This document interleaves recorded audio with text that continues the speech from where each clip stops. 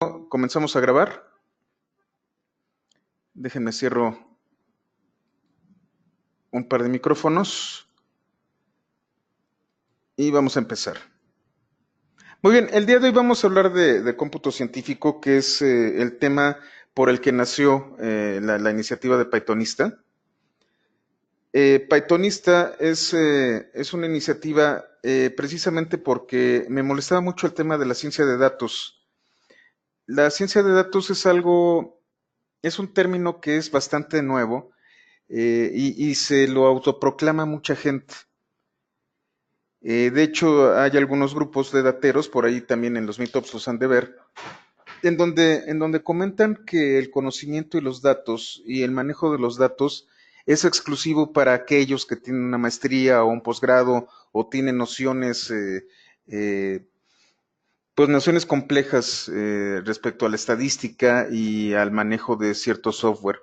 La verdad, yo estoy en contra de esa filosofía. Yo pienso que los datos son de la gente y la gente tiene derecho a poder no solo tener acceso a infografías, a pequeños videos y tutoriales, sino que tiene derecho a acceder a la información directamente y poder analizarla en vivo. Y es por eso por lo que nació Pythonista. Este es el principio de lo que realmente me interesa a mí darles a conocer. Los cursos previos fueron únicamente introductorios, y en ese momento ya entramos al tema del cómputo científico, que es donde está todo muy nuevo, donde hay muchas cosas por hacer y donde hay pocas manos. Entonces vamos a hablar un poco sobre el cómputo científico con respecto a Python. Sabemos que hay otros lenguajes, de hecho, Jupyter tiene este nombre porque la intención era generar notebooks para 3 lenguajes principales: Julia, Python y R. Por eso se llama Jupyter. La realidad es que esta herramienta que hemos estado utilizando está hecha específicamente para el tratamiento y análisis de datos. Jupyter es parte de una iniciativa muy compleja por parte de la comunidad de Python para ofrecer mejores herramientas científicas para cualquiera que pueda acceder a ellas. Entonces, vamos a hablar de las distintas herramientas con las que vamos a estar trabajando al menos este año, y que es un pequeño adelanto de lo que vamos a trabajar. Entonces, bueno, la primera herramienta con la que nosotros vamos a trabajar es realmente un proyecto llamado SciPy.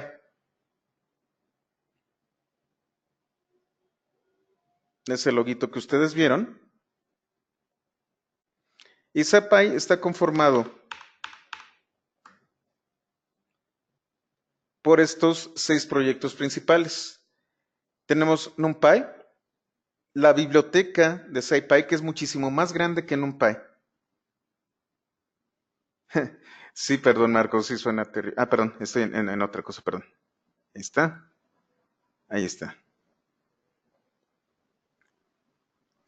Tenemos NumPy, tenemos la biblioteca de SciPy, esta la vamos a estar viendo.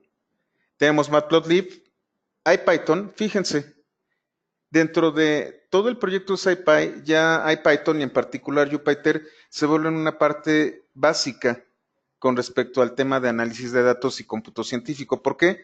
Porque esta interacción que ustedes han visto durante todos estos cursos es muy difícil en otras plataformas. A lo mejor ustedes han escuchado o han utilizado, si vienen del mundo de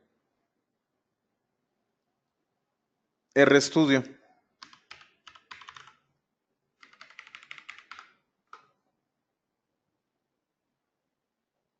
Y RStudio tiene también su pequeño sistema web llamado Shiny.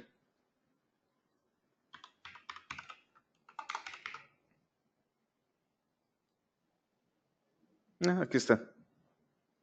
RStudio es algo muy similar, digamos que es una iniciativa muy parecida a la que tenemos con Jupyter, nada más que por parte del lenguaje de programación R, que este es un lenguaje muy particular, es un lenguaje hecho exclusivamente para el tema de análisis de datos. Los investigadores durante mucho tiempo han utilizado R, estamos hablando de que debe de ser de por ahí de finales de los 90, más no les voy a mentir, Wikipedia siempre me ayuda.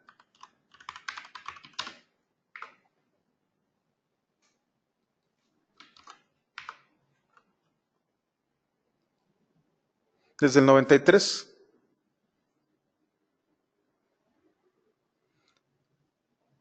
Este lenguaje de programación fue el primero de código abierto de por ahí de los 90, que nos empezó a dar un apoyo fuerte para todo el tema de análisis estadístico y cómputo científico. R es el que ha sido durante muchísimos años el lenguaje de programación para análisis de datos, y se van a encontrar con una biblioteca de aplicaciones brutal. De hecho, yo creo que es todavía más grande que la que tiene Python en este momento, y tiene un componente llamado ggplot, que nos permite hacer gráficas muy interesantes y cosas así. Esto ha evolucionado de tal modo que tenemos RStudio. Si ustedes instalaron Anaconda,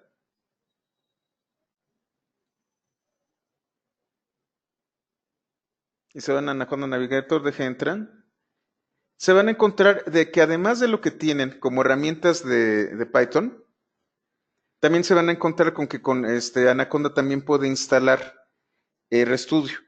Y aquí es en donde vienen las partes interesantes. El proyecto Anaconda, que por ahí se adelantaron un poquito y lo comentaron, cuenta con algo que también vamos a ver, yo calculo que lo vamos a ver el viernes, con su propio instalador llamado Conda. Todo esto lo vamos a ver porque es parte de todo el cómputo científico. Conda es un gestor de paquetes y de dependencias, pero a diferencia de pip, Conda nos permite manejar paquetes de Python, R, Ruby, Lua, Scala, JavaScript, C++ y Fortran, y aquí es en donde viene la fortaleza de Conda y la fortaleza de Anaconda. Si ustedes deciden instalar a mano, y creo que también se los comenté alguna vez, y si ustedes deciden instalar a mano, por ejemplo, en la Raspberry Pi, todo lo que es NumPy y SciPy, se van a topar con las dependencias. Este proyecto en particular tiene muchísimas dependencias con otros lenguajes de programación de más bajo nivel. Tiene conexiones con C, tiene conexiones con C++, y particularmente para todo el tema de álgebra lineal con Fortran, a través de un par de paquetes. Seguramente han escuchado de ellos, bueno, o los han visto como dependencias.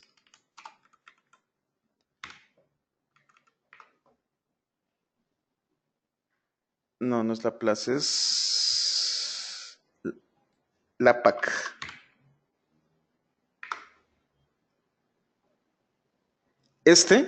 Llamado LAPACK,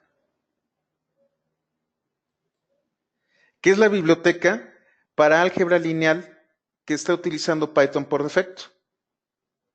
LAPACK está escrita en Fortran.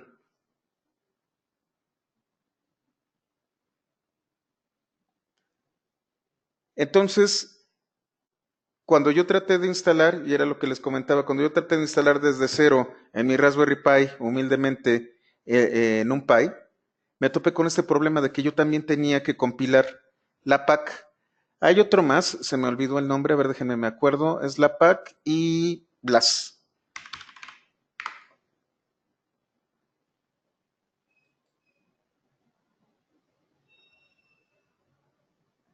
BLAS es otra biblioteca de bajo nivel para álgebra lineal.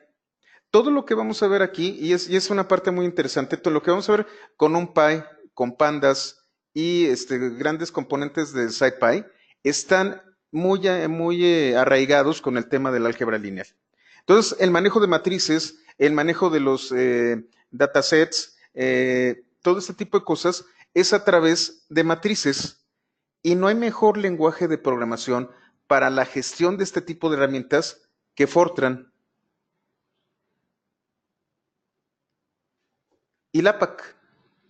Han pasado décadas, Fortran sí tiene ya cerca de 50 años, y estas bibliotecas que nosotros tenemos aquí son de las que están echando mano tanto R como NumPy y SciPy para poder hacer todas las operaciones algebraicas. Entonces estamos hablando de que NumPy nos está facilitando la vida y Conda nos la está facilitando todavía más. Porque en lugar de yo sentarme y ponerme a llorar y ponerme a compilar, sobre todo en una arquitectura que no era la x86, sino la arquitectura RM, lo único que tuve que hacer es instalar Conda. Conda sí se podía instalar y Conda se encargaba de todas las dependencias, no solo de Python, sino también de Fortran, si hubiera necesitado DR y todas las demás. Vamos a entrar ahorita al Anaconda Navigator. Parece que hay una nueva versión. Aquí está. Tenemos Jupyter Lab, que también lo vamos a ver. Tenemos Jupyter, la consola en Qt de Python, Spider. Si se fijan, estos ya están instalados porque están en azul. Tengo GlueBees, que es una herramienta de visualización. Orange, que esta es para minería de datos, casi no la uso. Y tengo RStudio. ¿Por qué Anaconda, además de todas estas herramientas que están basadas en Python, tiene R? Y es ahí en donde nosotros vamos a tomar una decisión muy importante. R es un lenguaje que tiene una gran cantidad de bibliotecas.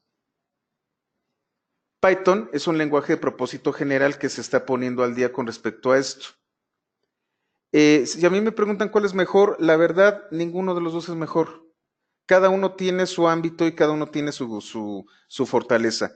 R es muy bueno para la estadística, pero solo hace estadística. Es lo único que ustedes pueden hacer con R. Ustedes pueden hacer análisis estadístico, pueden hacer minería de datos, pueden ligarlo con herramientas como lo puede hacer Spark para Big Data, y pueden hacer gráficos con ggplot, pero no es un lenguaje de propósito general. Python, por el otro lado, es un lenguaje de propósito general que lo pueden utilizar para Internet de las Cosas, lo pueden utilizar para desarrollo web, lo pueden utilizar para múltiples aplicaciones, inclusive para animación en 3 dimensiones. Y lo que está ocurriendo es que como es tan versátil, se encontró un buen nicho para el tema del análisis estadístico. Entonces, si ustedes única y exclusivamente se van a dedicar a la estadística, a lo mejor yo les recomendaría R por sobre de Python. ¿Por qué? Porque las bibliotecas están más avanzadas y robustas. En el caso de Python, sigue desarrollándose, sigue desenvolviéndose y sigue evolucionando. Allí es en donde ustedes deciden qué herramientas pueden hacer. Sí, por ahí me preguntaban en privado. Todo se puede hacer con R. Machine Learning, Deep Learning, análisis de imágenes, ¿cómo se llama esta cosa? Transformadas de Fourier, todo eso, ustedes lo pueden hacer con R sin problemas. Hay otro componente que se conoce poco, otro competidor de Python a nivel de cómputo científico,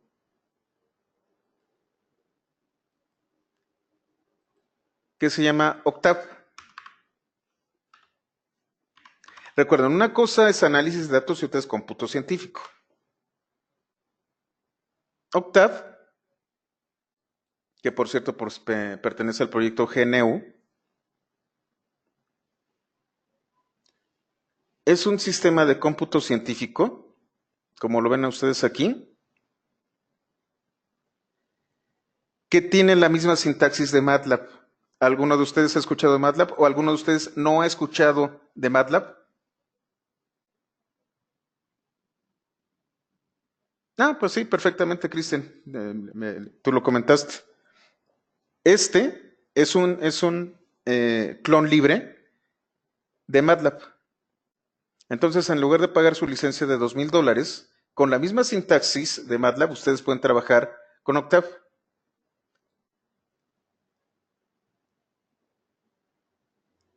Es muy parecido, si saben utilizar el manejo de memoria en R, me están preguntando por ahí. El manejo de memoria en R está bastante bien, de hecho pueden manejar grandes cantidades, pero ahí es en donde viene el problema, en memoria. Y ahí es en donde entran algunas ciertas problemáticas con respecto a R. Qué bueno que hiciste esa pregunta. R maneja todo en memoria. Entonces, si ustedes van a utilizar datasets enormes de terabytes, van a necesitar cantidades brutales de memoria. Que bueno, Spark es lo que hace. Spark lo que hace es cómputo en memoria y entonces tiene una base de datos de 100, 200, inclusive un terabyte de RAM y todas las operaciones las hace en memoria. Tanto R como Python tienen el problema de que son solamente de un solo hilo, que no son multithreading. Y R tiene problemas muy fuertes con respecto a la memoria. Hay por ahí, déjenme ver cuál es el proyecto.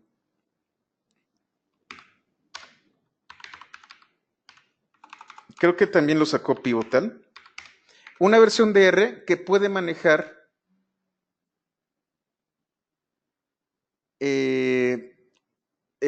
puede escribir en disco duro. No me acuerdo ahorita del proyecto, que sí es de Pivotal, que me permite superar la barrera de la memoria.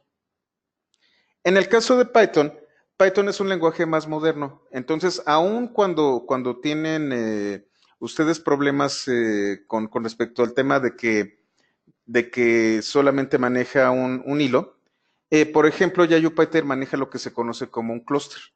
Entonces, ustedes pueden tener varias instancias de Python, de Jupyter, que van a estar trabajando en conjunto con diversos núcleos y con diversas computadoras. Entonces, se vuelve un cómputo distribuido muy fácilmente. La gran ventaja que tiene Python es eso, de que como avanzó en otras cosas, incluyendo la administración de infraestructura, ustedes pueden generar un clúster muy rápidamente, a diferencia de lo que puede ocurrir con R. R tal cual como ustedes lo descargan, es únicamente hasta su capacidad de memoria física y utilizando un solo hilo. El tema de la clusterización ya es otro producto nuevo que sí está basado en R, pero que puede ser propietario. Entonces ustedes van a decidir qué es lo que pueden utilizar. Estas son las opciones que pueden encontrarse con respecto a Python. ¿Cuál es la ventaja de usar Python? Que tienen que aprender únicamente un lenguaje de programación. De hecho, que es algo que les iba a comentar también, y creo que para comenzar el tema de estos apuntes voy a ofrecérselos sin costo. En septiembre voy a dar el curso de visualización de datos basados en web. Entonces, ustedes que estuvieron aquí, y gracias por su paciencia y por esto que está pasando aquí, van a tener acceso gratuito, sin diploma, a el curso de visualización de datos basados en una herramienta que está muy de moda,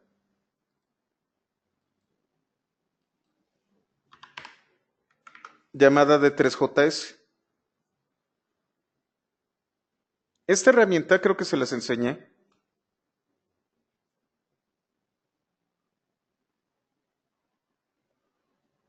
Nos permite hacer muchísimas gráficas a través de un framework en JavaScript.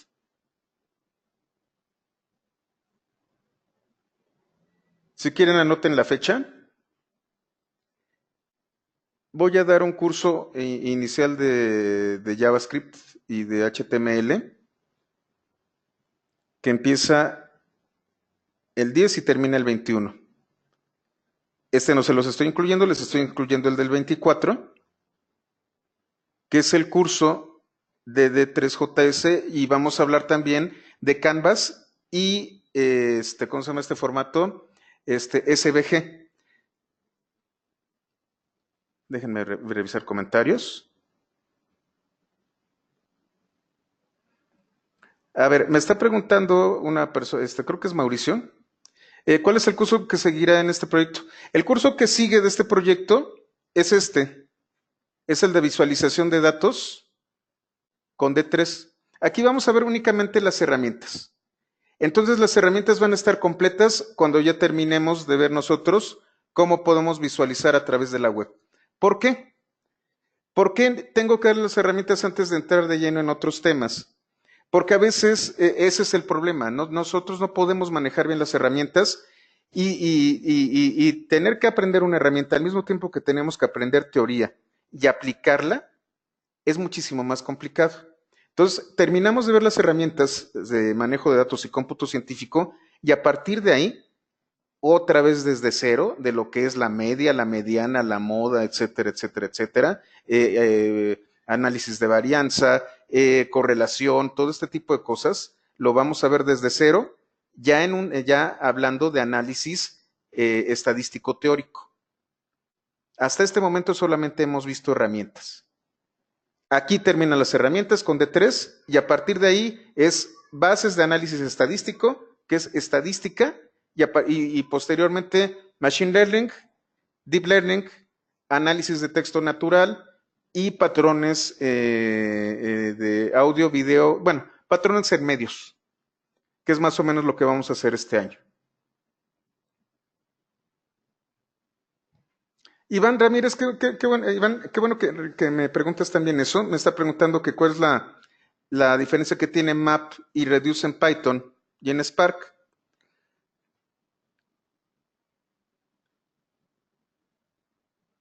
Leonardo, bueno, primero contesto con respecto a lo del curso. Leonardo, yo tengo la lista de los que se registraron aquí.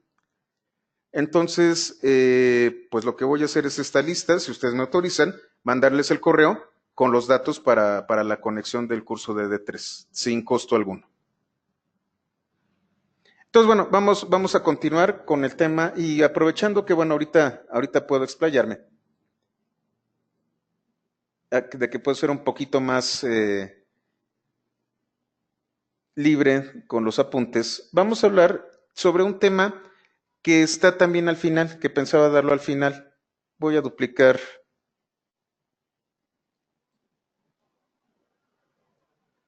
esta y vamos a colocarle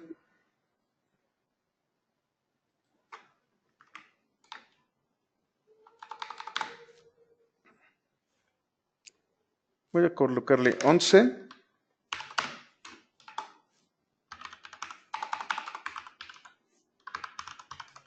colecciones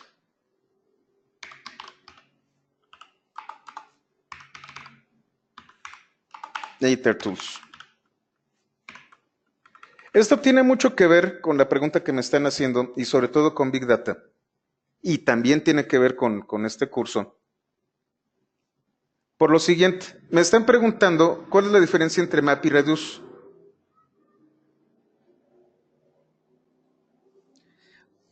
Vimos map rápidamente cuando vimos las funciones lambda.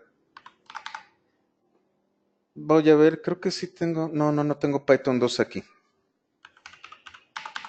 En Python 2, map y reduce eran palabras clave de Python 2.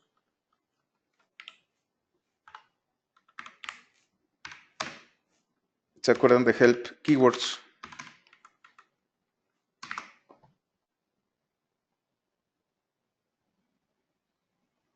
Si ustedes se fijan, ni map ni reduce están.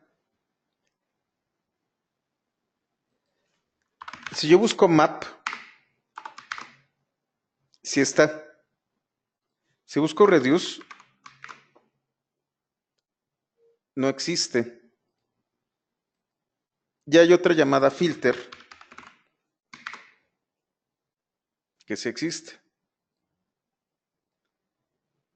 Map, reduce y filter son funciones que nos permiten trabajar con flujos de datos. Vimos map y se las voy a recordar. También teníamos una lambda en donde tenía x, es más, x, y y z.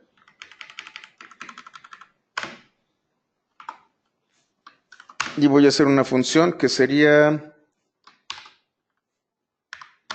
x más y elevada a la z. Y voy a tener, si ustedes se fijan, aquí tengo 3 variables. Y aquí se les voy a llamar variables. Yo voy a tener 3 flujos de datos, que era lo que estábamos viendo.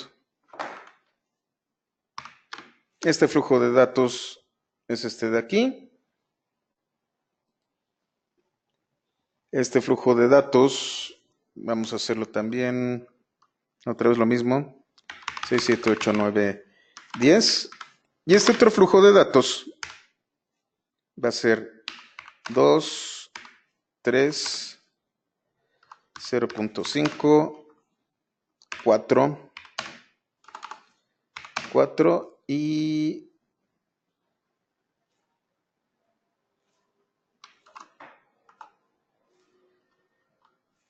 vamos a colocarle otro 2. Esto me va a regresar un generador. ¿Qué es lo que va a hacer el generador con esta lambda? Lo que va a hacer es, al primer flujo, me faltó la coma aquí, al primer flujo de datos lo va a tomar como X, al segundo flujo de datos lo va a tomar como Y al tercero como Z. Y lo que va a hacer es generarme otro flujo aplicando esta función a cada uno de los elementos en el orden que va llegando. Si yo le doy Shift Enter, un error de sintaxis, es coma, no punto. Si le doy Shift Enter, me dice mapa en esta posición de memoria. Recuerden que esto es un iterador. Lo que voy a hacer es hacer el completado de elementos. Vamos a hacerlo bonito para que se vea.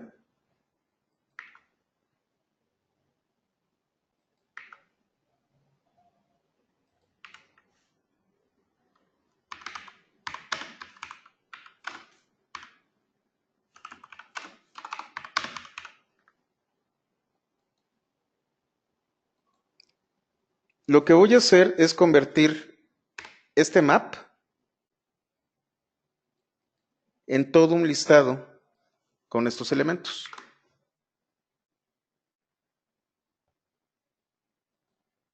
Y entonces, ¿qué es lo que pasó? Tengo aquí 49. ¿Por qué 49? Porque es 1 más 6 al cuadrado. 729 es 9 al cubo. Esto de aquí es la raíz cuadrada de 11. Esto de aquí es 13 a la cuarta.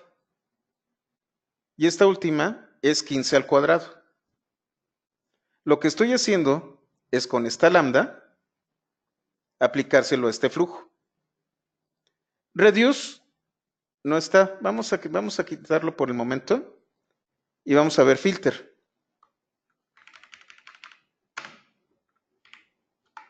Esto tiene mucho que ver con un tema que vamos a ver, yo creo que el martes o el miércoles, que es el de manejo de este tipo de datos. Yo puedo mover los datos, puedo transformarlos, transponerlos, multiplicarlos, dividirlos, productos algebraicos, total. Podemos hacer muchas cosas a través del uso de matrices. En este caso todavía esto no es una matriz, sino un flujo de datos, es un objeto tipo list. Filter funciona muy similar. Por ejemplo, lo que voy a hacer con filter va a ser lo siguiente. Aquí yo voy a tener una función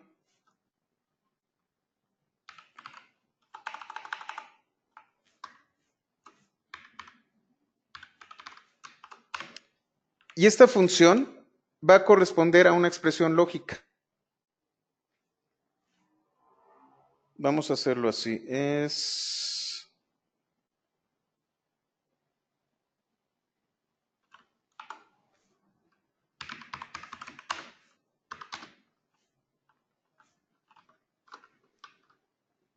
El residuo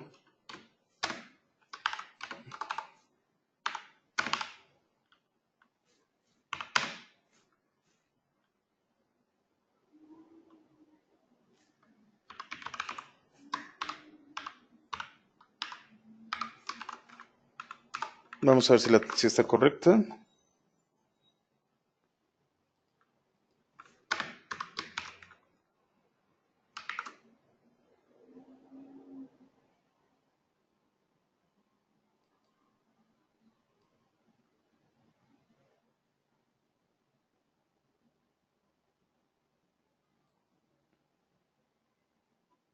Déjenme lo corrijo. Déjenme pido la ayuda de Filter porque no me la recuerdo de memoria. Les digo el Alzheimer. ¿Qué va a hacer Filter? Lo que va a hacer es yo tengo una proposición lógica y esta proposición lógica se la va a aventar a cada uno de los elementos que yo tengo aquí. Aquí está, sí es la función. Entonces déjenme lo hago bien. Si es una función y un iterable.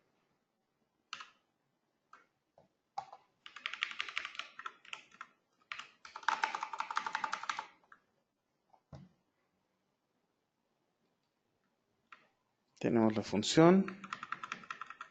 Con razón. Se me olvidó el doble igual. Ahí está.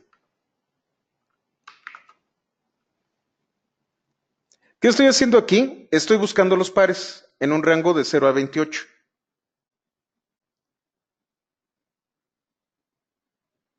Lambda, la función, lo que estoy haciendo es el residuo de esto entre 2. Si es igual a 0, esto es verdadero.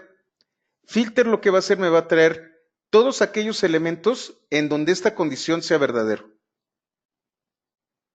Hago lo mismo que hice aquí arriba.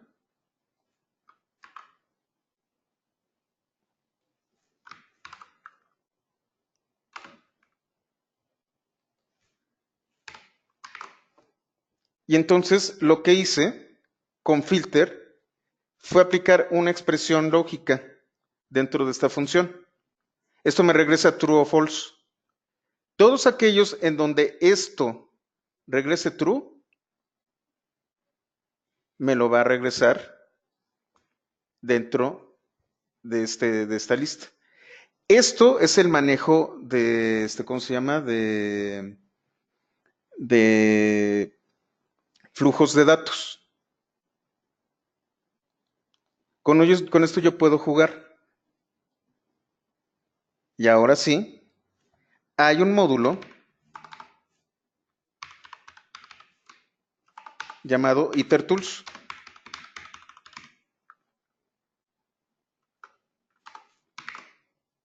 Y en IterTools vamos a ver.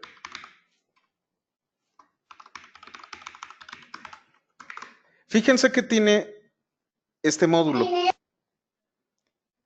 Y lo vamos a estar utilizando también cuando aquí no lo vamos a ver, lo vamos a ver en análisis estadístico. Porque IterTools tiene la función combinaciones, cuenta, permutaciones, productos y repetición. IterTools es una herramienta de iteradores. Y una de estas herramientas de iteradores, que es de la que vamos a hablar ahorita, ¿dónde está Reduce? ¿Dónde anda Reduce?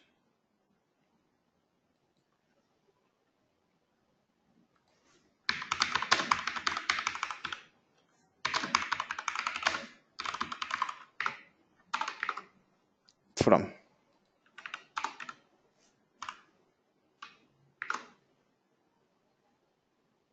¿Dónde anda Reduce? Era en IterTools, según yo. Déjenme ver.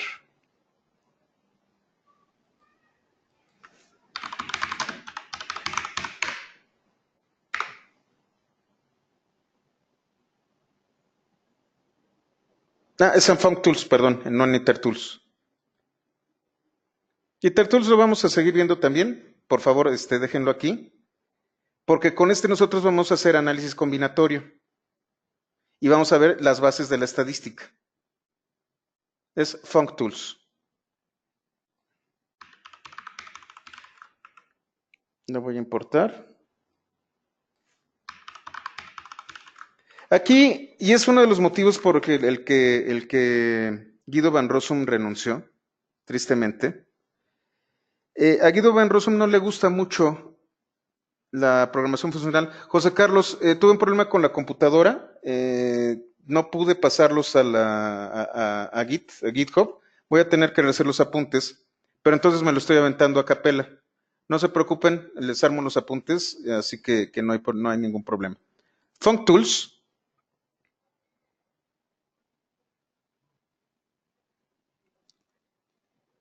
tiene un módulo enfocado a programación funcional. Lo único que voy a utilizar aquí va a ser Reduce. Guido van Rossum tuvo muchos problemas con respecto al tema de la programación funcional.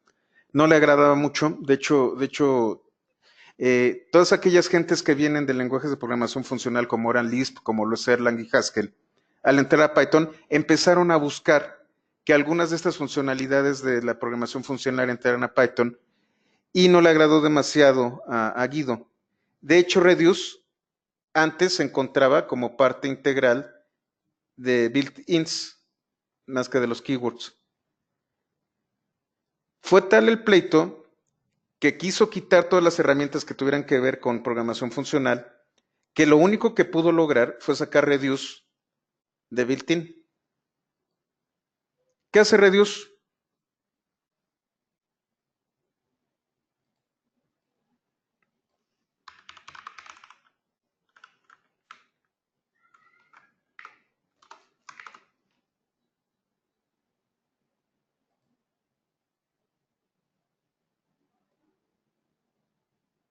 Vamos a utilizar este.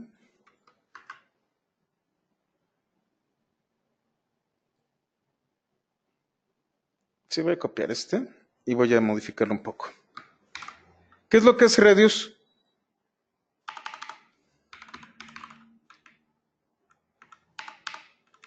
Aquí únicamente voy a utilizar la suma. Solamente voy a tener dos flujos de datos.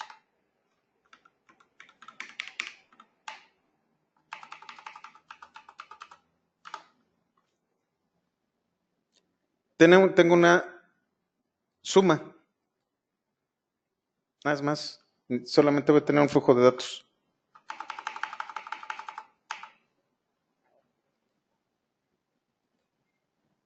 Lo que voy a hacer es, cada uno de estos elementos del flujo de datos, le voy a aplicar esta función. Por eso se llama reduce.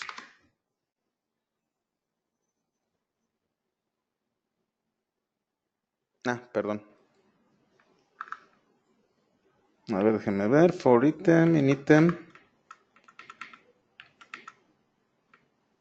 Pues no, ni siquiera necesito esto. Solamente necesito reduce así tal cual. Porque no me va a traer una lista, sino un solo valor.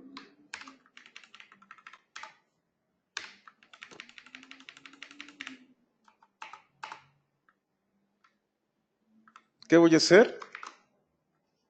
Voy a aplicarle la función de suma a todo este flujo. Y entonces lo que voy a tener es 1 más 2 más 3 más 4 más 5. Esto es lo que hace reduce. Map aplica la función a todos los elementos. Filter,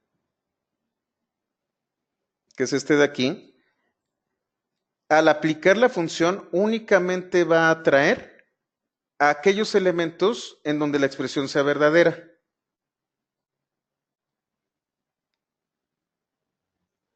Y reduce lo que va a hacer es a cada uno de los elementos le va a aplicar la función.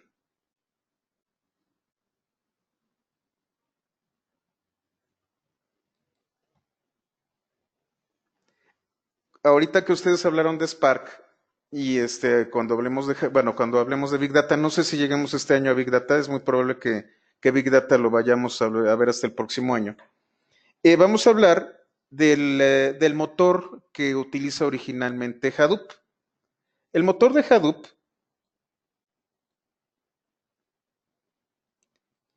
se llama Yarn.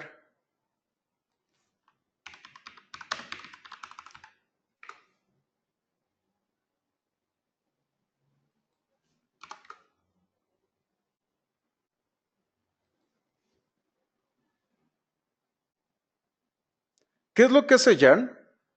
¿Cómo funciona Yarn?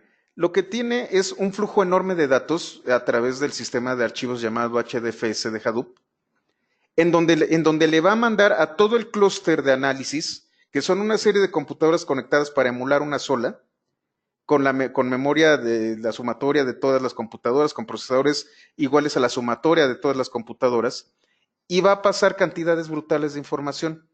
Lo único que hacía anteriormente esta maquinita que tenía, que es esto de aquí,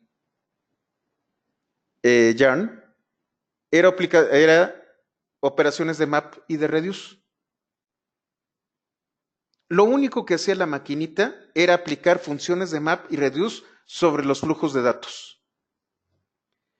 Se dieron cuenta, un poco tarde las personas de Hadoop, de que no todas las transformaciones con grandes datos quedaban dentro del rango exclusivo de map y reduce, y trataron de arreglar un poco el problema y crearon Yarn. Yarn lo que hace perfectamente es, tú le avientas una función y esa función se la aplicas al flujo de datos. Se la puedes aplicar como un map o como un reduce. Pero, por ejemplo, Yarn no tiene filter. Entonces, esto, como yo les decía también alguna vez, se ve muy bonito cuando tenemos muy pocos datos. Pero imagínense que ustedes tienen petabytes de información que van a filtrar a través de esto. Tienen que generar una función tal que ustedes transforman el flujo de datos en vivo. Eso es lo que es Big Data. Ustedes no van a tener una selección básica de datos, ni van a poder desagregar, ni van a poder hacer un slice, ni van a hacer absolutamente nada. Son todos los datos al momento. Eso es Big Data. Y las operaciones que ustedes tenían con Big Data era map y reduce. Así es. Lambda lo vimos en el capítulo de funciones. Todos me están escuchando bien, me comentan que están perdiendo el audio. ¿Sí me escuchan? Ok, muy bien. No estamos perdiendo el tiempo porque este capítulo lo iba a dar como adicional, pero es una muy buena pregunta porque es hacia dónde vamos y hacia dónde va el análisis de datos. Nosotros podemos transformar la información y los datos. Lo podemos hacer de manera básica como esta o a través de herramientas avanzadas. Hasta aquí quedó claro lo que es MapReduce y cómo funciona en Hadoop. Spark es, digamos, que un sobrino de Hadoop. Es la siguiente versión. Como se dieron cuenta de que le habían regado con respecto al tema de utilizar únicamente MapReduce, crearon a Spark.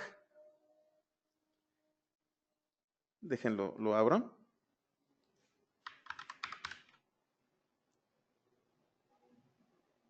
Creo que no lo tengo en los Apache Spark. Lo que hace muy bien Hadoop es manejar estos flujos de datos y consolidar esta gran máquina. Virtualiza y crea una máquina virtual enorme. Lo que no funciona muy bien es Yarn. Spark lo que hace es en lo que se quedó corto Hadoop. Spark lo que hace es cómputo en memoria. Bueno, si yo ya tengo una emulación de una gran máquina, entonces ya puedo hacer estas transacciones en memoria.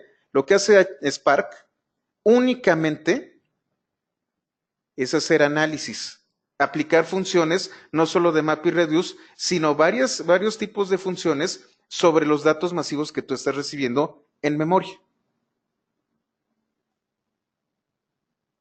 Entonces, Hadoop se quedó un poquito atrás con Yarn, con MapReduce, y Spark tomó MapReduce y lo potenció. La gran ventaja que tenemos con Spark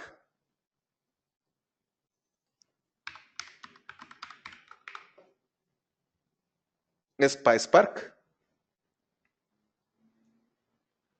Spark está escrito en Scala. Es un lenguaje funcional basado en la JVM de Java, en la máquina virtual de Java, y que hace uso de todos los objetos y todas las clases de la máquina virtual de Java. Y además, Scala tiene una cosa llamada ACA, que la sacaron del lenguaje y la separaron. ACA es un sistema para realizar operaciones concurrentes a través de varios modelos. Si ustedes conocen, por ejemplo, Kafka, Apache Kafka, o, ¿cómo se llama? RabbitMQ o 0MQ, lo que hace es un sistema de transmisión de datos a través de un clúster. Y entonces puede enviar mensajes, es un sistema de gestión de mensajes. Acá es un sistema de gestión de mensajes para un gran número de clústeres. Y ahí es en donde entra todo el tema de cómo funciona el clúster, en donde ustedes tienen un agente en cada nodo y este tipo de herramientas se encarga de darle instrucciones al nodo de manera centralizada. Entonces ustedes distribuyen información a lo largo del nodo, a lo largo de su clúster por medio de los nodos y de sistemas de mensajes.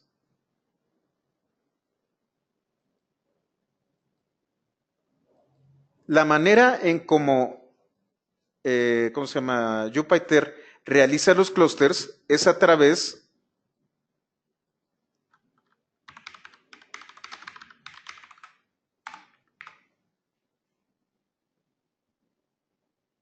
Ustedes pueden tener un clúster computacional, incluso pueden utilizar GPUs para el trabajo con estos elementos.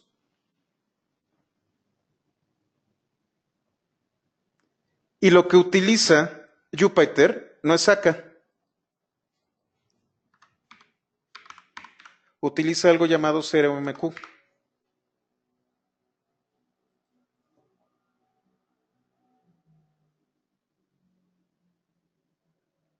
0MQ funciona de manera similar a que maneja mensajes a lo largo de un clúster. Todo el manejo de mensajes es a través de esto. Hive, ahorita que me están preguntando por Hive, son un montón de proyectos los que tiene la Apache Foundation.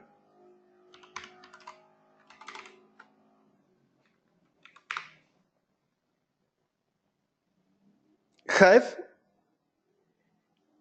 hace que tú utilices instrucciones, queries de SQL, pero para Big Data. Es ahí en donde les comentaba que se quedó corto el MapReduce. MapReduce hace únicamente lo de aventarle una función. Eso es todo lo que hace.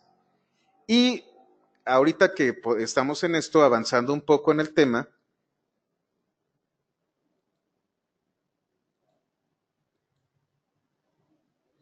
les voy a decir qué tecnología es la que está sonando mucho y está basada en todo esto.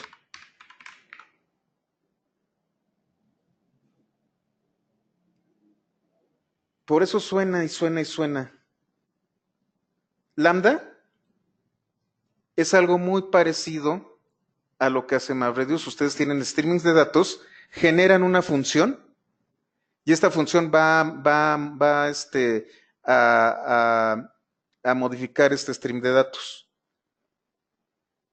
Esto se ha puesto de moda de un año y medio para acá y no es otra cosa más que lo que les estoy explicando. Sí, Alberto, MapReduce es feísimo y complicadísimo. De hecho, yo daba, hace 2 años di un curso de Big Data con Hadoop y lo tuve que cancelar. Les dije, ¿saben qué? Yo no creo en esta tecnología. No puedo estar dando un curso de algo en lo que yo no creo y que sé que no les va a ser útil y le tuve que devolver el dinero a la gente. Lo único que me gusta a mí de Hadoop es HDFS con Spark.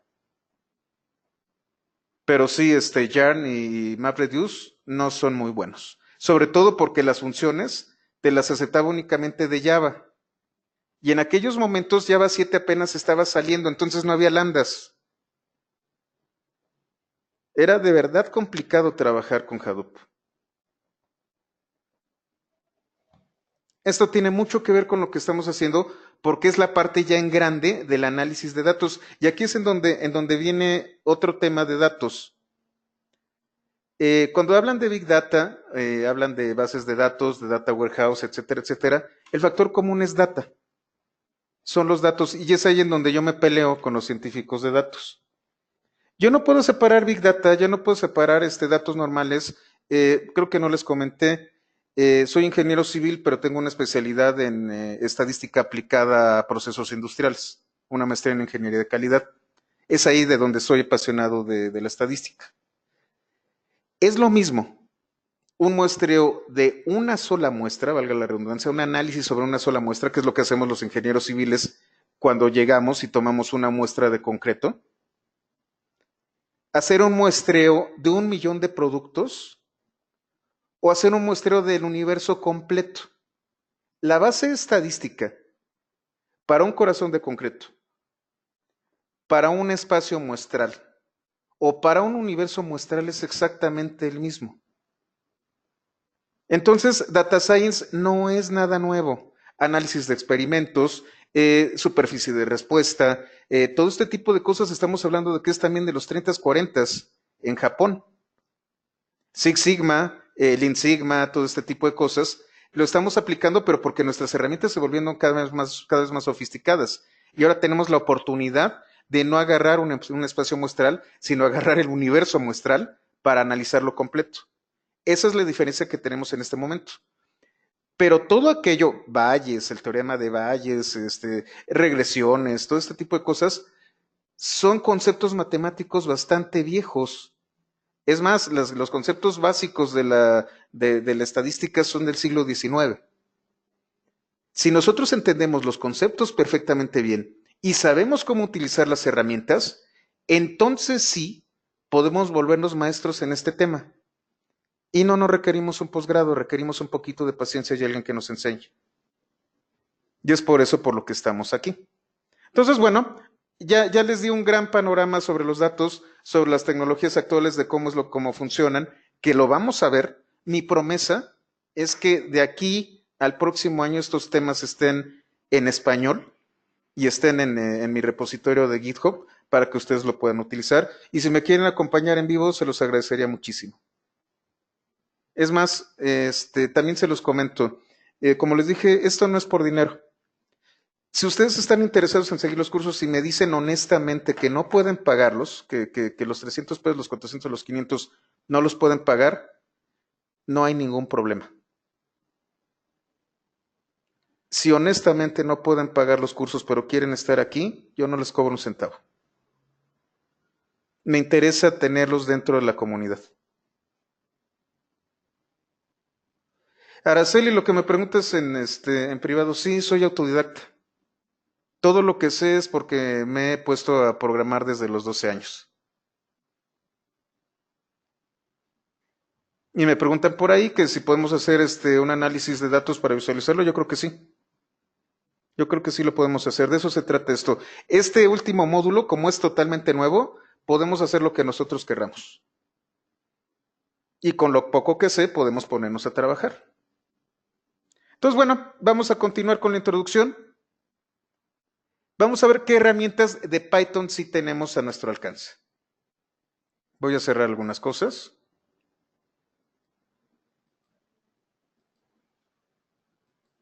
Hasta aquí no hay demasiadas dudas, no quedó demasiado confuso el asunto. Lo que más me interesa es que les den ganas de aprender. Esto es apasionante, los datos son hermosos y si alguien se los explica bien, van a darse cuenta de que no son tan difíciles, de que no son para los iluminados, de que no necesitan un doctorado para esto. Ahorita vamos a ver también me preguntan algo muy interesante. Sí podemos consumir de muchos lados a través de APIs. Si quieren que consumamos del API de Google, también lo podemos hacer. Pero bueno, vamos a ver qué componentes son los que yo voy a estar utilizando de aquí a fin de año. Bueno, para empezar vamos a utilizar SciPy.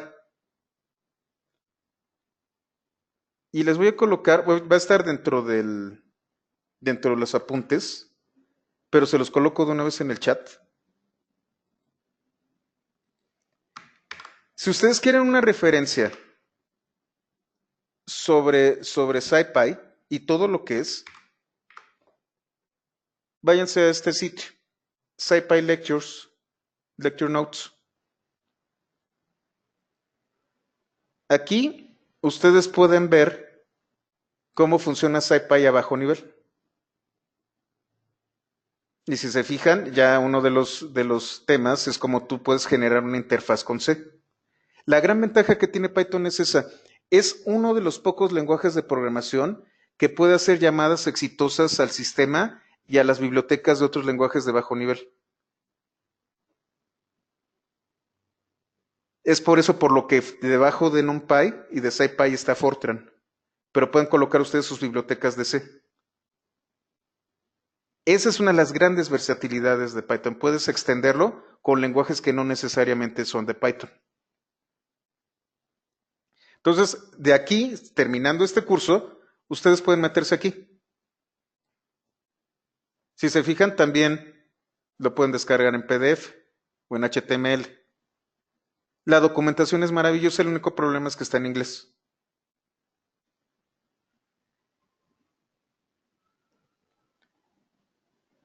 Como yo les decía, SciPy se conforma de varios módulos. Los que más conocemos son NumPy, Matplotlib, que es muy bonito, y tenemos también Pandas. Pandas está un poquito alejado, pero Pandas siempre juega bien con SciPy. Vamos a terminar de verlo.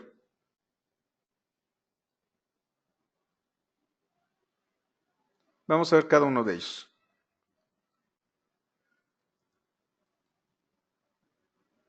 El primer componente de SciPy, el que nosotros utilizamos, es NumPy, que van a ser los siguientes dos capítulos.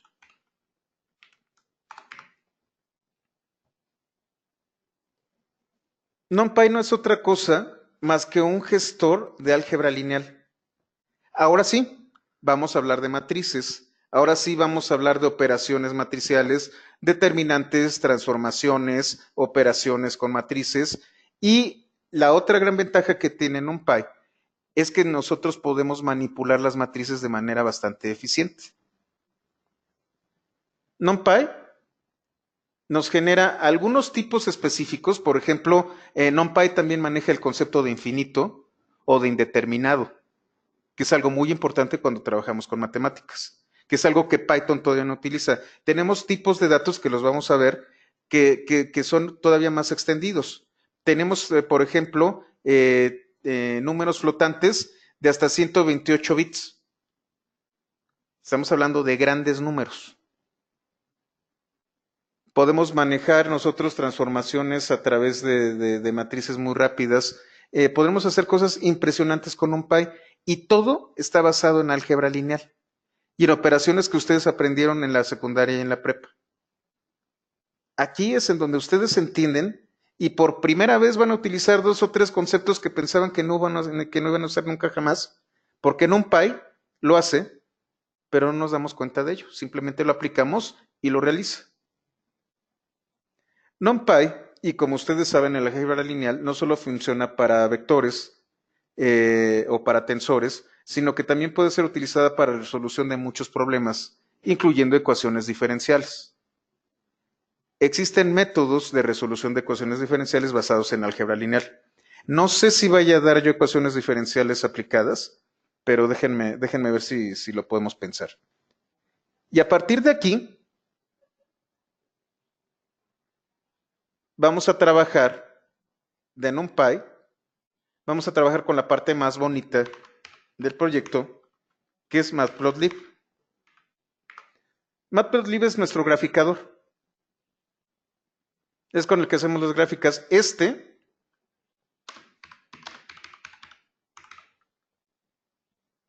es el componente que tiene R llamado ggplot o ggplot.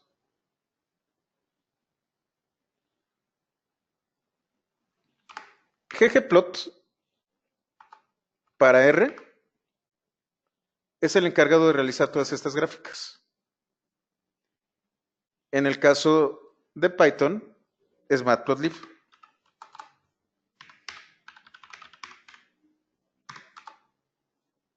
Que es este de aquí. En el curso vamos a trabajar con NumPy y luego con Matplotlib. Y la fuente de datos la podemos escoger. Por ejemplo, me están pidiendo que consuma la API de Google. Yo creo que también podríamos consumir la API de Google o ya me mandaron los archivos que también estoy trabajando de DBase. Podemos trabajar con DBase. Con lo que ustedes quieran, lo podemos hacer. Entonces, bueno, tenemos Matplotlib. Y el otro componente con el que hemos estado jugando es Jupyter. Este es el core de Python. Sin embargo, existen otros elementos. Otro elemento de NumPy, de SciPy, se llama SymPy, SYMPY.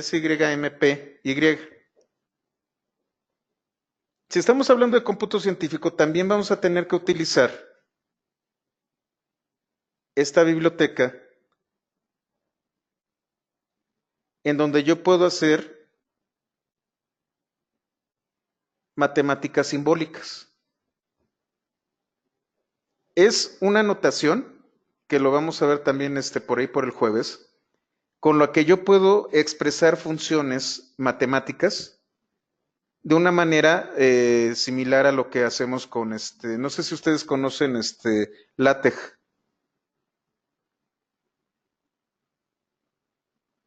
LaTeX es para escribir simbología matemática.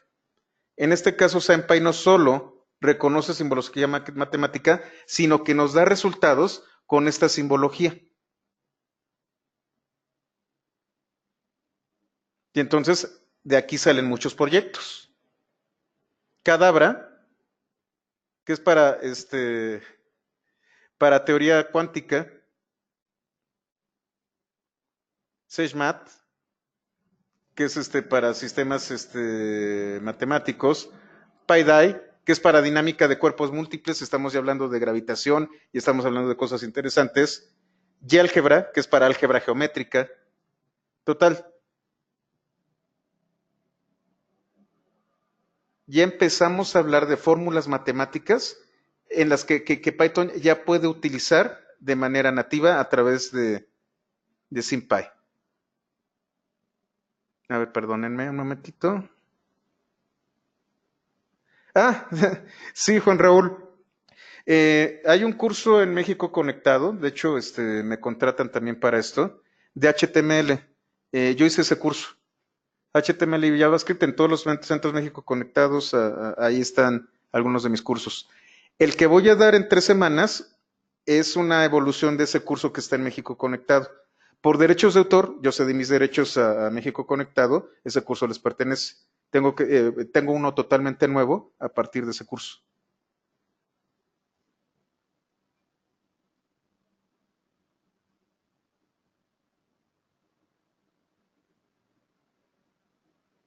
A ver, permítanme un momento, estoy viendo. Cristian Morales, el problema es cuando quieres masificar los análisis, a fuerza lo tienes que meter a una herramienta de BI. Sí, así es. BI, y es ahí en donde también me peleo con los científicos de datos. BI no es ciencia de datos no es otra cosa más que inteligencia de negocios, nada más que un poquito más avanzada. Otra vez, lo que evolucionó fueron las herramientas. Si ustedes me preguntan, esto funciona con SPSS y con Stata y ahí se me fue el nombre de esta empresa que hace BI. SAS. La empresa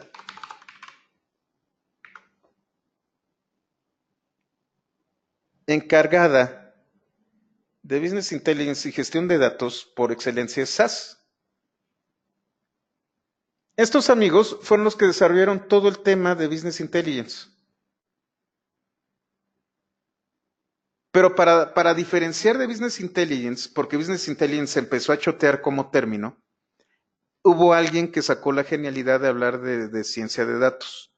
Pero BI, enfocado a los negocios, y ciencia de datos enfocada a diversos campos del conocimiento, son lo mismo. Entonces sí, al final de cuentas, y es en donde nosotros, y es por lo que quiero darles el curso de D3, la labor de un analista de datos o de un científico de datos es poder generar modelos, poder interpretar información y poder acercarla al tomador de decisiones. Eso es BI. En el caso de BI, nosotros vamos a tener nuestro cuadro de comandos y vamos a tener algunas gráficas, podemos tener semáforos, podemos tener mapas y cosas así. La labor del científico de datos, del analista de datos, es poder presentarle esta información a los tomadores de decisiones para que la capten de inmediato. Y es la parte más difícil de este negocio. Hacer que una persona que no está metida en todos estos temas de datos pueda entender lo que nosotros, bueno, más bien lo que esta persona necesita de la información. ¿Por qué pagan cientos de miles de dólares anuales a un científico de datos? Porque es una persona capaz de obtener, analizar, modificar y simplificar la información, convertir los datos en información y la información en conocimiento. BI y SAS de lo que se encargan es de que toda esta información la van a traducir en indicadores para el cliente, para el que tiene que tomar las decisiones de comprar o vender acciones, para el consejo de administración, para el director de operaciones, para que con una gráfica y 2 o 3 papelitos que va a tener ahí, tome decisiones a partir de petabytes y terabytes de información. Al final de cuentas, lo que nosotros hacemos es facilitar la toma de decisiones a través de opiniones informadas. Y es por eso, por lo que BI y ciencia de datos son lo mismo, son prácticamente la misma gata, nada más que con otro nombre. Ah, viene mi top de dama, sí, es interesante. SAP, por ejemplo, HANA también lo que hace es cómputo en la nube. Y lo que hace HANA, de hecho me la quisieron vender, por aquí yo tengo Sybase. SAP HANA es una base de datos columnar que también tiene un pequeño plugin para hacer queries tipo SQL. SAP HANA se parece mucho a Spark. Y de hecho, el engine de Spark y el de HANA se llevan bastante bien. Entonces sí, hay muchísimas herramientas que como ustedes pueden ver empiezan a converger y es el pleito que tengo. ¿Por qué le pones otro nombre si ya los conocíamos por un nombre anteriormente? Sí, es Business Intelligence a lo que tú tienes que llegar, al sistema de indicadores, a las infografías, a todo ese tipo de cosas, pero es filtrar la información, interpretarla, generar modelos, hacer hipótesis y todo este tipo de cosas y validar la hipótesis. La gran ventaja que tenemos también en este momento es que podemos manejar el universo de datos y ahí es en donde también cambia mucho la concepción. Antes, para tú probar un modelo y probar tu hipótesis, estamos utilizando el método científico para todo aquí, pues tenías que correr el modelo y tenías que colocar a la computadora a trabajar una semana y solamente durante cierto tiempo podías probar un modelo y una hipótesis. Lo que tú puedes hacer con todas estas herramientas es tener toda una serie de modelos y aplicarlos prácticamente de inmediato si tienes el poder de cómputo. A ver, Eduardo, ¿hay un SDI para HANA que permite consumir a Hadoop? Sí, así es. Exactamente, ¿por qué? Porque Hadoop utiliza, como yo les comentaba, SAP HANA es una base de datos columnar y Hadoop lo que utiliza son flujos en pares de clave valor, muy parecido a lo que hace JSON. Entonces, tú tienes una base de datos columnar en donde tienes un flujo constante de columnas, una columna de 2 elementos en donde tienes clave valor es muy simple para SAP HANA. Es muy sencillo hacer esto compatible.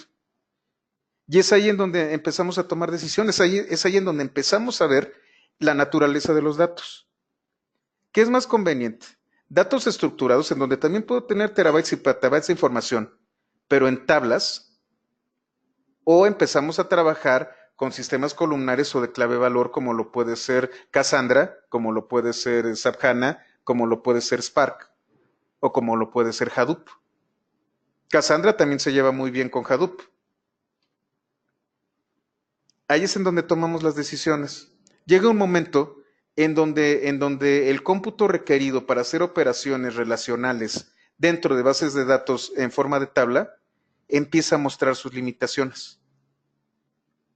Y es ahí en donde tenemos que tomar muchas decisiones, pero eso ya es otra cosa. Ahí ya estamos hablando sobre el ciclo de vida del dato y sobre cómo lo vamos a manejar, que esa es otra conferencia que tengo por ahí. Vamos a volver al tema. Perdón, me clavo en la textura. Matplotlib, SymPy y algo de lo que me preguntaban. Me preguntaban si íbamos a ver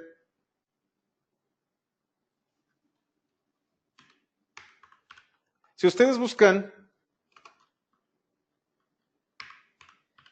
scikit, se van a encontrar inmediatamente como scikit-learn. Este es un módulo específico para Machine Learning de Python. Pero si se fijan más abajo en la búsqueda, que es el último tema del que vamos a trabajar en este curso, y nada más va a ser una pequeña embarradita. Perdón, voy a tener que buscarlo otra vez. Cuando ustedes buscan scikit, sí, el más conocido es el scikit-learn. Pero en realidad, los scikits son una serie de proyectos enfocados al cómputo científico.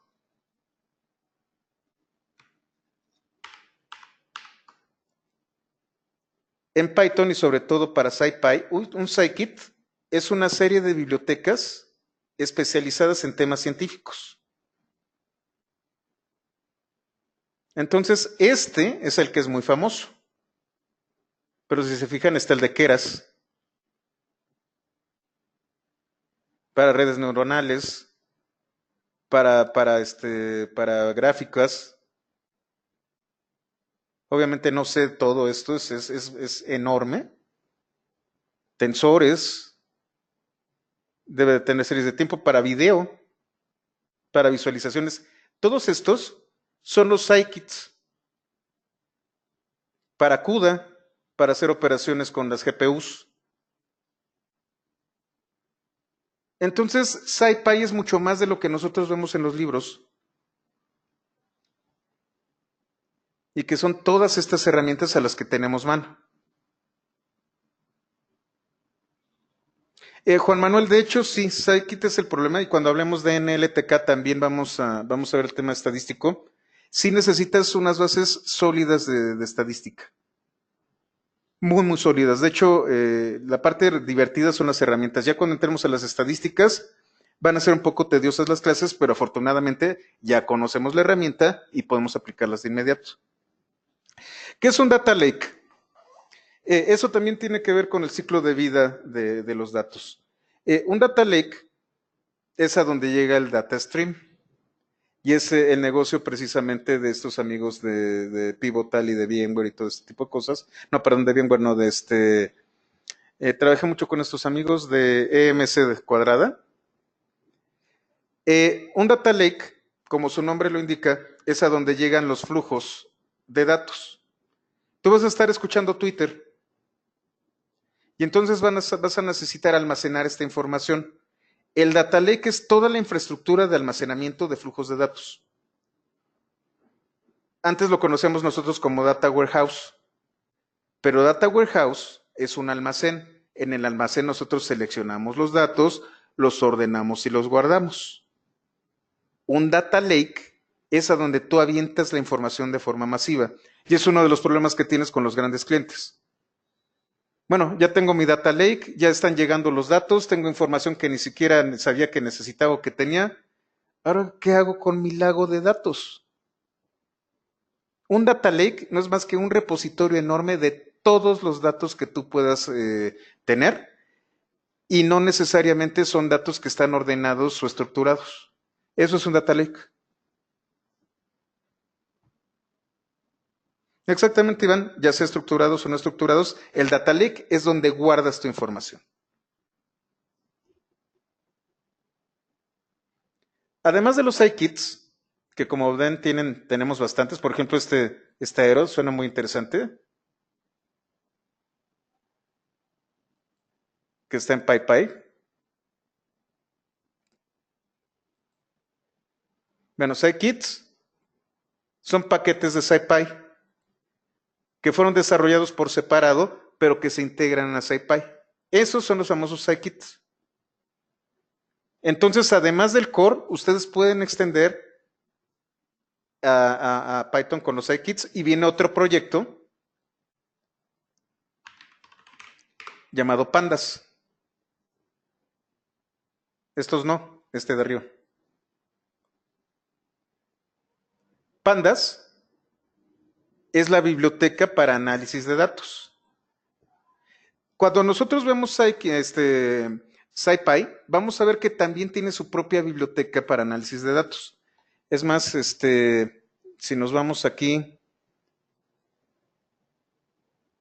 déjenme, voy a otro capítulo, lo cierro.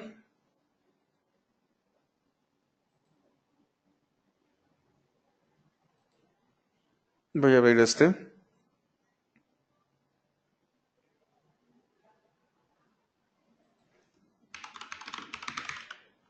pip install SciPy.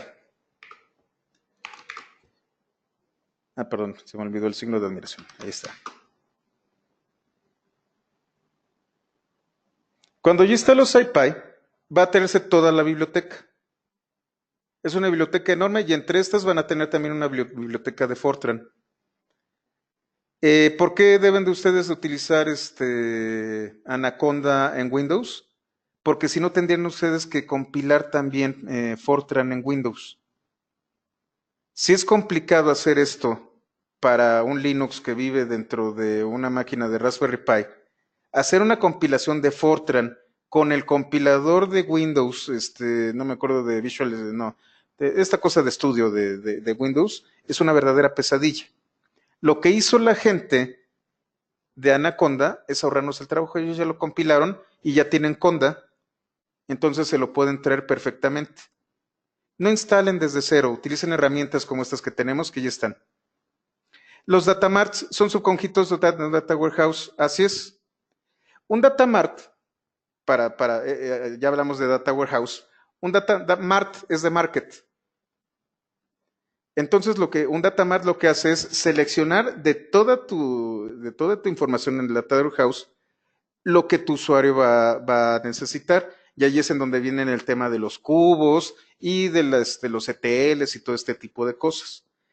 Yo creo que voy a dar un webinar específicamente sobre estos temas, porque sí hay muchas dudas sobre estos conceptos. ¿Qué es Data Warehouse? ¿Cuál es el ciclo de vida? ¿Cómo lo pueden trabajar? ¿Qué son los cubos? Los ETLs también, ¿cómo funcionan? Y es algo que no está visto aquí en este curso.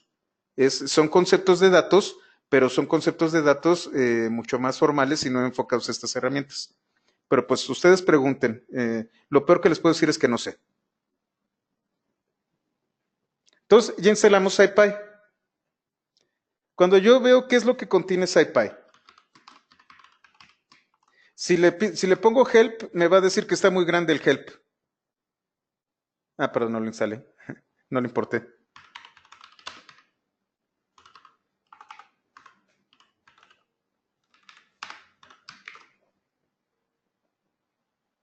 Y ahora sí. Si le doy help SciPy, me va a marcar un error Jupyter. Me va a decir que la ayuda, que su texto de ayuda es muy grande. Es más, a lo mejor se me puede quedar ahí. Sí, ahí está. Lo que voy a hacer es colocar un dir.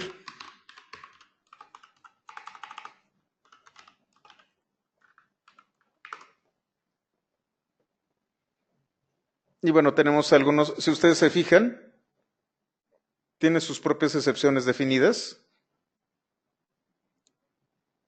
Tiene la clase inf, que es de donde viene el tipo infinity, not a number, o sea que está indefinido.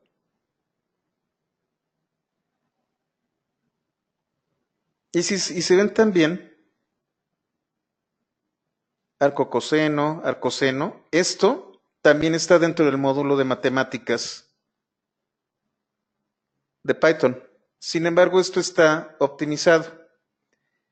De hecho, esa es la situación. Cuando ustedes van a hacer operaciones matriciales que tienen que ver con combinaciones de datos del mismo tipo, es mucho más fácil que lo hagan a través de NumPy y SciPy que a través de listas o a través de las colecciones que nosotros conocemos tradicionalmente. ¿Por qué? Recuerden todo el tema de abstracción de Python. Una lista es una colección ordenada de objetos. Los objetos pueden ser cualquier tipo y estos objetos a su vez pueden contener otros objetos. En el caso de NumPy y SciPy, los objetos dentro de estas matrices, dentro de estos arreglos, tienen que ser exactamente del mismo tipo. Y esto nos permite la optimización de estas estructuras de datos. Ahora sí vamos a hablar de estructuras de datos.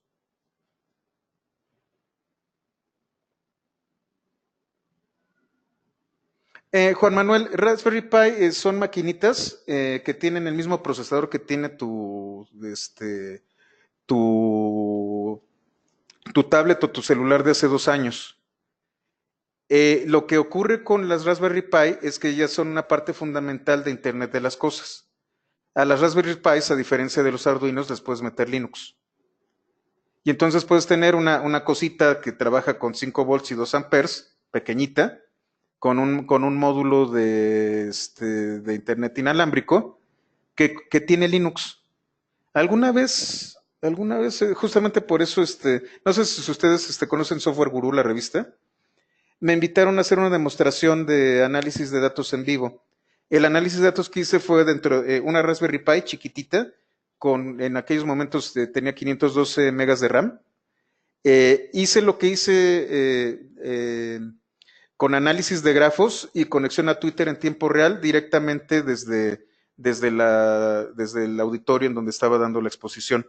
A mí me gusta exponer en vivo, me gusta enseñar el código más que enseñar diapositivas. Y ahí fue donde empecé a trabajar con Internet de las Cosas y con Raspberry Pi y con otro tipo de dispositivos. Raspberry Pi es para Internet de las Cosas.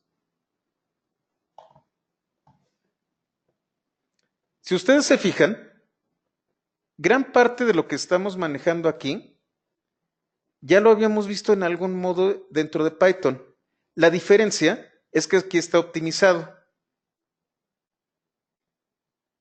Mientras que en Python todo es genérico, son objetos y cosas así, aquí estamos hablando de valores.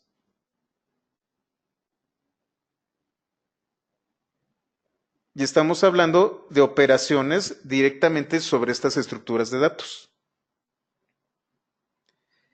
Por aquí debe de estar, déjenme ver dónde anda, creo que es en random. Bueno, aquí están, si se fijan, los tipos de datos. En un entero sin signo, uint, de tamaño 0, o sea, solamente tiene un bit, de 16, de 32, de 64.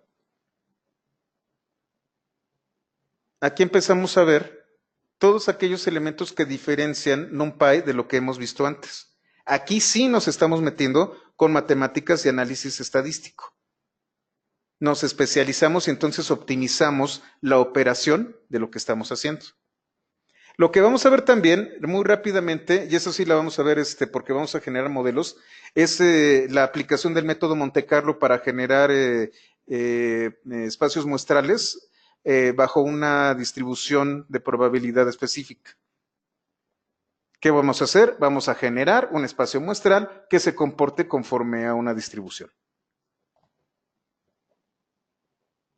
Además de esto, tenemos a NumPy. Déjenme ver si lo importó. Según yo, sí.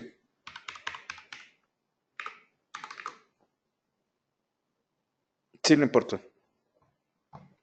NumPy se van a encontrar mucho en la bibliografía que se van a referir como NP.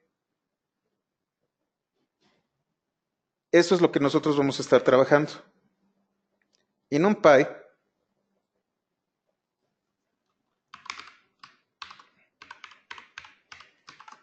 va a trabajar primordialmente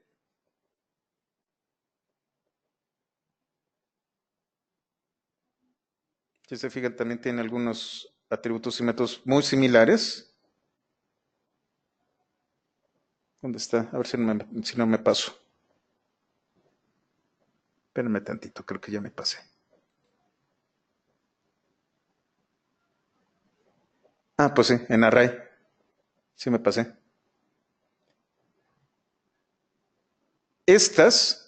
Los arreglos, las matrices, es con lo que nosotros vamos a estar trabajando.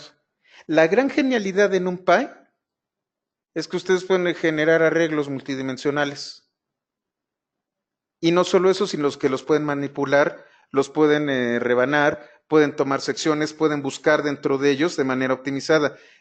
Si ustedes tratan de hacer esto utilizando listas o tuplas, no son tan rápidas en el procesamiento como es el caso de NumPy. ¿Cuál es el problema con NumPy? De que estas estructuras de datos ahora sí obligatoriamente tienen que ser de un tipo específico. Además de NumPy, ya vimos Matplotlib, que lo vamos a ver, los scikits y SymPy. Dejen cerrar algunas cosas también para que no me confunda. Vamos a hablar de algunos otros elementos. Como les comento, pues hay muchos proyectos. Hay otro proyecto llamado Seaborn, que es para visualización de datos estadísticos. Una de las ventajas que tiene Matplotlib es que no solamente hace estadística, y es lo que vamos a ver también el miércoles o el jueves, sino que también permite utilizar gráficos y hacer álgebra sobre los gráficos. Lo que hace Matplotlib es, bueno, sí, hace las grafiquitas, estadísticas y cosas así, como lo hace Seaborn, pero además trata a las imágenes como matrices.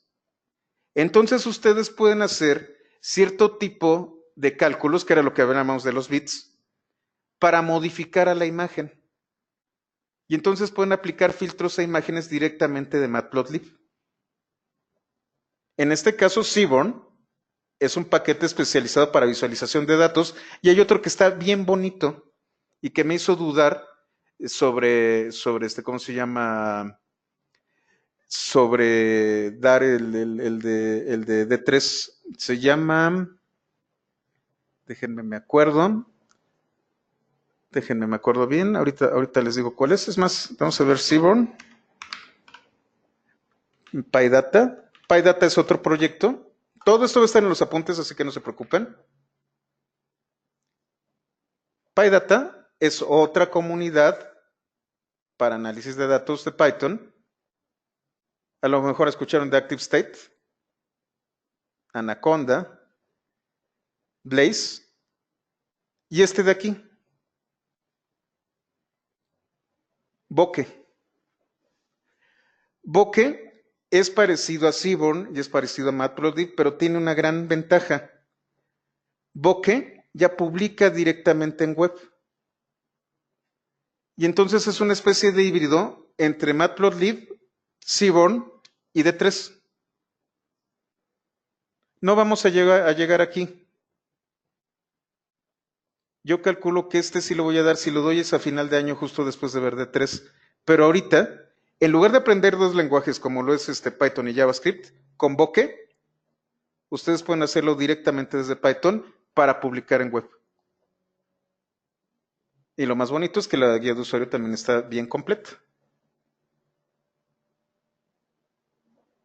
Si se fijan hasta aquí abajo, dice desarrollando con JavaScript y WebGL, todo este tipo de cosas. Es un componente que conecta Python directamente con el navegador y tiene algunas bibliotecas de JavaScript para que esto ocurra. Con esto ya vimos visualización, pero bueno, ¿qué sigue de la visualización? Ay. Vamos a ver patrones. No solo patrones de datos, sino patrones en general. Y entonces tenemos OpenCV, que esta también la vamos a ver este año. Con OpenCV, yo tengo análisis avanzado de imágenes y de patrones y de streams, tanto de video como de audio, como de imagen. Y si ustedes se fijan, inclusive hasta en 3 dimensiones podemos hacer algunos tipos de cosas. Y entramos ya al tema precisamente de Machine Learning. Machine Learning no es otra cosa más que lo que se conocía en los viejos tiempos como un sistema experto. Como yo les dije también hace mucho tiempo, no me gusta utilizar la palabra aprendizaje, pero bueno, es como lo utilizan. Machine Learning es un sistema experto que tú puedes entrenar a través de ciertos algoritmos. Normalmente, lo que más utilizan, de hecho entre los estadísticos esto es una casi religión, es el teorema de Bayes. El teorema de Bayes que me dice que de la probabilidad de que ocurra algo, si algo ocurrió previamente. Ese es el famoso teorema de Bayes. Por aquí lo vemos. Entonces, si ocurrió algo en particular, ¿cuál es la probabilidad de que otra cosa ocurra si existe alguna correlación entre los fenómenos. Entonces ustedes tienen un análisis probabilístico a través de un espacio muestral previo y pueden hacer cierto tipo de inferencias a futuro. Tienen los árboles de decisiones, tienen varias cosas, en donde el enfoque del Machine Learning es poder adelantarnos un paso a fenómenos que están ocurriendo en este momento a través de la identificación de patrones. Eso es Machine Learning. Y entonces, ya volvemos a otros temas. TensorFlow, que este es el que fue desarrollado por Google, en donde tenemos nosotros los famosos tensores, que no son otra cosa sino vectores de múltiples dimensiones. Tenemos que hacer análisis de grafos, tenemos que hablar de análisis tensorial, tenemos que hablar inclusive de web semántica o cosas por el estilo, para poder trabajar con TensorFlow. Y luego tenemos la competencia de TensorFlow, llamada Keras,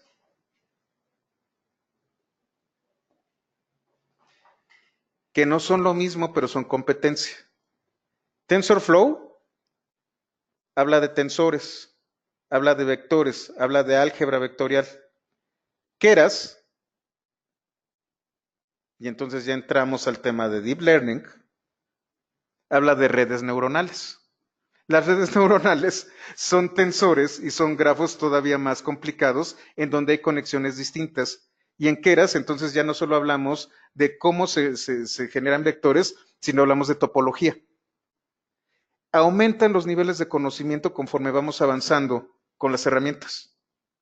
En Deep Learning ya nosotros no estamos esperando predecir fenómenos. Con Deep Learning, tú lo que haces es crear nuevo conocimiento. Una cosa es predecir y otra cosa es crear cosas nuevas a partir de cosas previas.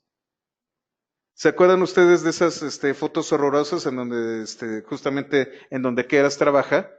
En donde a partir no sé, de un gato, le sale la foto de un gato que está compuesta a su vez por fotos de gatos.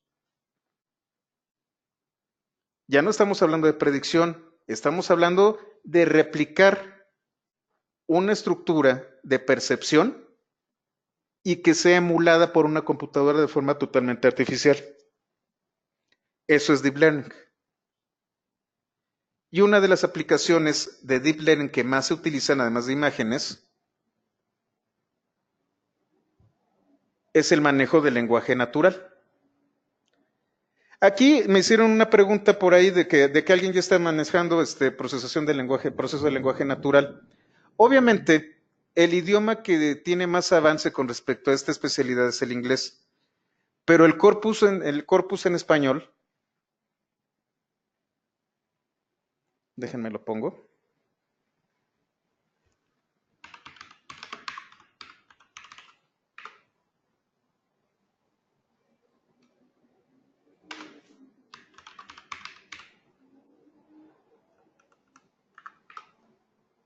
También es muy bueno. Es más, si se fijan, orgullosamente,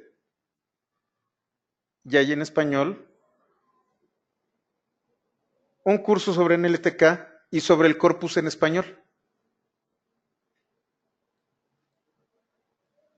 Entonces sí, a partir de todos los conceptos de NLTK y el corpus en español, nosotros podemos hacer análisis de texto natural en español.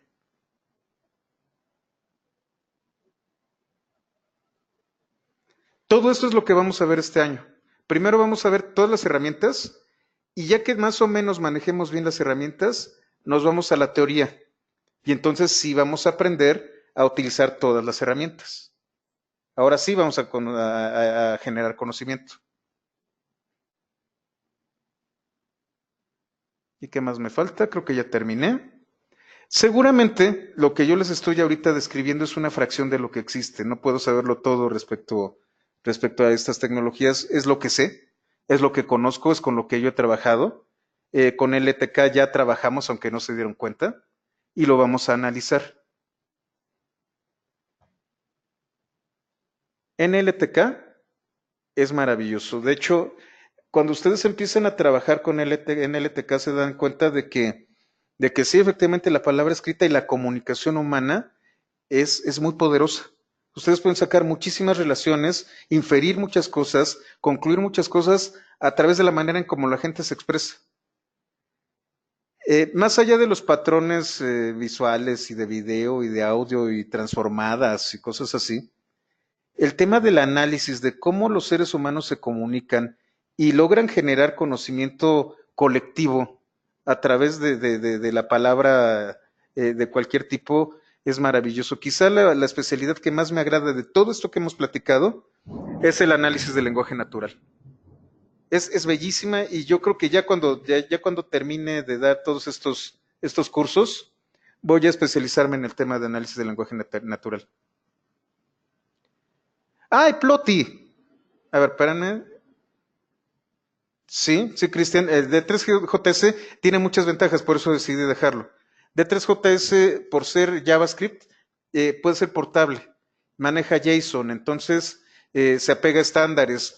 Antes de yo darles de D3JS, les tengo que hablar de Canvas y de SVG, que es como a partir de esta API, que es SVG, y de este estándar, que es Canvas, ustedes pueden generar distintos tipos de estructuras vectoriales dentro del navegador. Lo que hace D3 es aplicar todo este conocimiento, pero al área de visualización de datos y storytelling. Plotty.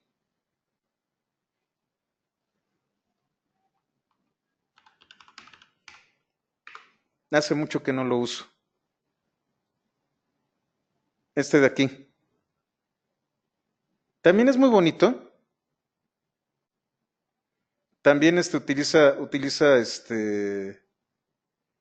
utiliza Python, pero considero que Bokeh es un poquito más poderoso. Sobre todo porque con Bokeh hay un poco de, ¿cómo les explico? De humildad. Si ustedes se fijan, aquí es Python puro. ¿Cuál es el problema que tiene Python? El problema que tiene Python es que todo va a venir del servidor. Python no funciona en el navegador. Entonces toda la carga de cómputo va a ser a través del servidor. Esto que ustedes ven aquí lo está calculando el servidor. Y entonces van a necesitar máquinas enormes. Lo que hace D3 es que gran parte del cálculo y la visualización de datos lo hace el navegador a través de JavaScript. Y entonces la carga de cómputo es distribuida. Y aquí no. Aquí si ustedes se fijan, Plotly lo que hace es directamente de Python sacar toda esta información. Y aquí es en donde yo les explico que esto es SVG o puede ser Canvas y hojas de estilo. Pero no las hojas de estilo como ustedes la ven cuando diseñan una página web, sino hojas de estilo Canvas y SVG específicamente para despliegue de datos e información. Entonces, el curso que voy a dar está especializado en eso. Es un curso como el que ustedes se encuentran ahí en México Conectado, nada más que muy enfocado a llegar a esto.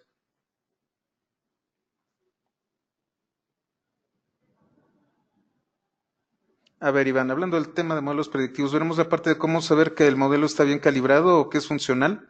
No, vamos a ver únicamente herramientas, Iván, en este curso. En los que vienen, sí.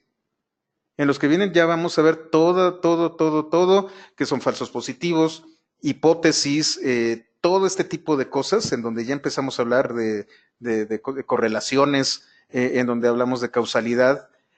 Todo este tipo de cosas vienen en otros cursos.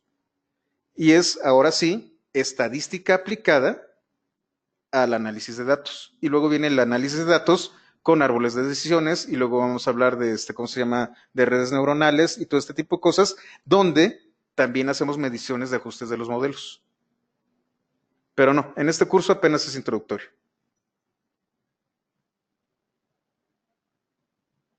Entonces, bueno, esa es la introducción a todo lo que vamos a ver. De hecho, no necesitaba apuntes para enseñarles todo esto. Me adelanté un poco hablándoles de map y reduce y de filter, que era el último tema, entonces pudimos avanzar un tema más. Mañana nos vamos a dedicar exclusivamente al tema de Matplotlib.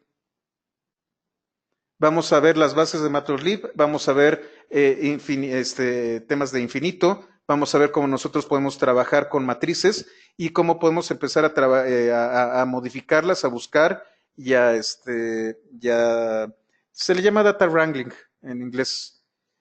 ¿Cómo podemos nosotros manosear la información? Una vez que sepamos cómo manejar esto, pasamos a cómo podemos nosotros desplegar información de forma básica, que va a ser Matplotlib. Ya cuando podemos manipular información y podemos desplegarla y visualizarla, entramos a Pandas. En Pandas vamos a estar trabajando con análisis estadístico. Regresamos a Matplotlib, pero ahora para gestión de imágenes, para manipulación de imágenes. Matplotlib en la primera parte va a ser para desplegar información como gráficas, tablas, vectores, cosas así. Vamos a retomar Matplotlib, pero ahora para manipulación de imágenes.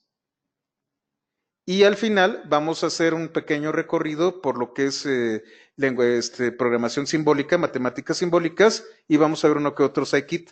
Me interesa particularmente el scikit-learn, y al último, ya al final vamos a hablar de NLTK. Les agradezco mucho, de verdad es un reto. Me interesa mucho que los conocimientos los pueda yo sacar de mi cabeza y transmitírselos. Yo creo que inclusive, y se los vuelvo a repetir, si no me pagan no hay problema. Me encanta hacer esto. Es más, olvídense se los voy a dar, por cierto, ya tengo también mi computadora que se descompuso, ya tengo las listas de asistencia. Pero les voy a ser franco, no vengan por el papel, no vengan por el diploma, vengan a aprender. De eso se trata. ¿Qué sería mi framework ideal para trabajar con Python? René, la verdad, te voy a ser honesto, me hizo la pregunta de manera, ¿cómo se llama? De manera privada. Yo estoy convencido de que no hay un framework ideal, existen herramientas. Y mientras más herramientas conozcas, tanto herramientas tecnológicas como herramientas matemáticas, mejor vas a hacer tu trabajo. El ideal es el que tienes en este momento, pero tu framework ideal dentro de un año va a ser totalmente distinto. ¿Ok? Entonces lo dejamos aquí. Nos vemos el día de mañana y vamos a empezar con Matplotlib y todo el día de mañana vamos a trabajar con Matplotlib. ¿Correcto?